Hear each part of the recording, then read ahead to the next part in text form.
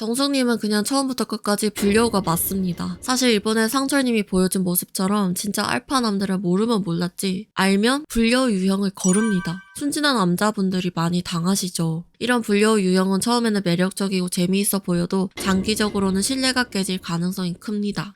우리가 누군가를 사귀는데 그 상대방이 여기저기 흘리고 여지 남기고 다니면 거기에 대한 분란이 생길 거고 스트레스를 받을 수밖에 없어요. 그러면 그 관계는 더욱 악화되겠죠? 그러면 결국 시간 낭비, 감정 낭비일 뿐입니다. 관계에서 신뢰가 깨지는 순간 사랑도 급속도로 식어버리죠.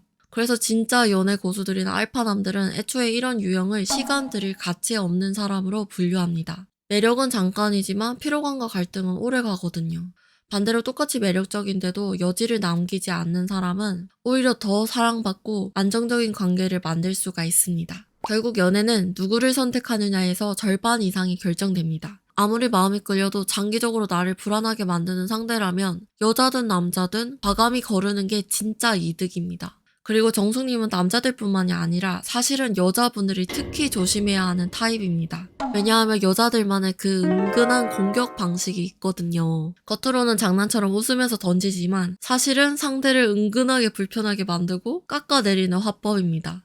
정숙, 옥순, 상철이 함께 데이트를 하러 갈 때 옥순님께서 정숙님한테 차 앞좌석을 양보합니다. 정숙님은 감사합니다 하면서 넙죽 받아요. 여기까지는 괜찮아요? 그런데 차에 타고 나서 밖에서 영자님이 쟁탈전 하셨어요? 하고 물으니까 양보당했어요. 김샜어요. 이러십니다. 이거 참 이상한 말이죠. 양보를 당했다니. 보통은 옥수님께서 양보해 주셨어요 이러거나 굳이 옥수님이 양보해 주셨다고 얘기를 안 하더라도 그냥 하고 그냥 웃으면서 넘어가는 게 일반적인 유형입니다. 한번 생각해보세요. 옥수님의 입장에서. 내가 라이벌한테 그래도 선의로 앞좌석을 양보했어요. 근데 앞자리 받아놓고 갑자기 남들 앞에서는 저렇게 얘기를 한다? 양보는 좋은 말인데 당했어요는 보통 앞에 새치기 당했어요 등 좀 부정적인 의미가 많이 오죠. 이게 제3자 앞에서는 자신이 받은 호의에 대해서 감사함을 표현하는 게 아니라 묘하게 꺾어서 자기 중심적으로 의미를 왜곡해버리는 거예요. 이 말 듣고 옥수님이 당황해하는 표정 보니까 좀 짠하더라고요.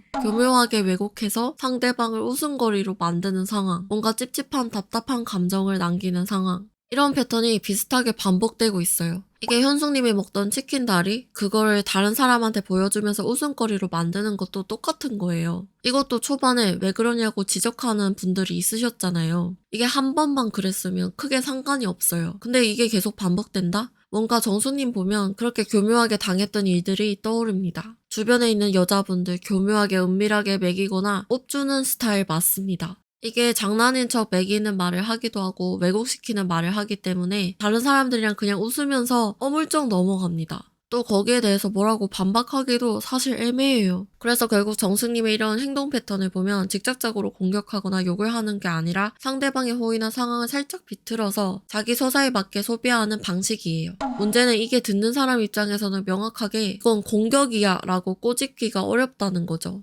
겉으로는 농담처럼 혹은 가볍게 넘기는 말투로 이야기하니까 정작 피해를 받는 사람은 내가 예민한 건가? 하는 의심을 하게 됩니다. 이런 유형의 대화법이 무서운 이유는 계속 겹치다 보면 관계 안에서 미묘한 위계가 생기게 되고 상대방은 점점 말하거나 반응하는 걸 조심하게 된다는 거예요. 한두 번은 그냥 넘어갈 수 있지만 이런 일이 누적되면 결국 관계의 신뢰는 무너지고 상대방은 점점 거리를 두게 됩니다. 정숙님의 이러한 교묘한 꼽주기는 단순한 성격 차이가 아니라 관계에서 본인이 우위에 서기 위해 사용하는 습관적인 화법일 가능성이 높습니다.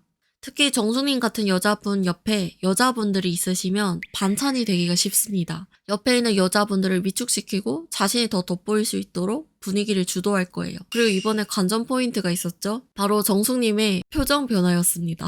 차 타고 식당에 도착할 때까지만 해도 표정이 굉장히 좋았어요. 여유롭고.